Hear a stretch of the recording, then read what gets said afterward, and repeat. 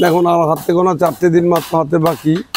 এইবারের পুজো তো প্রত্যেক কটাই গায়ে গায়ে পুজো, সব পুজো আমাদের সময়টা খুব কম হাতে, তা আমাদের কাজের প্রচণ্ড ভিড়, তার মধ্যে থেকে রাত জেগে কাজ করতে হচ্ছে সবাই মিলে।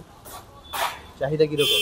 চাহিদা প্রচুর, পুজো অনেক বেড়েছে আগের থেকে, আমারও নিত্য নতুন অনেক কাস্টমার হয়েছে। বাড়িঘরের পুজো বেশি মাঝে প্রচুর বেড়েছে, প্রচুর বেড়েছে। রেটটা কি কোনো ধরনের? দেখুন এখনকার বাজারে সব জিনিসের দাম বেশি, আমরা যে রেটে ঠাকুর বিক্রি খুব কম মার্জিনে মানে ঠাকুরটা আমরা দিই, আমাদের প্রফিটটা কম করি আর কি।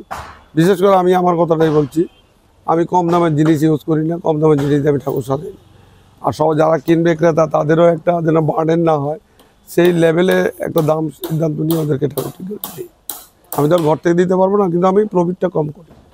কোন মানে বড় আইটেমের মূর্তি বেশি না ছোট আছে, কোনটা চাই? না, সব রকমেরই আইটেমের ঠাকুর আছে, বিগ বাজেটের ঠাকুরও আছে, আবার ছোট বাজেটের ঠাকুরও আছে। পুজোর মানে কবে নাগাদ শেষ হতে পারে আপনার বেশি কাজ?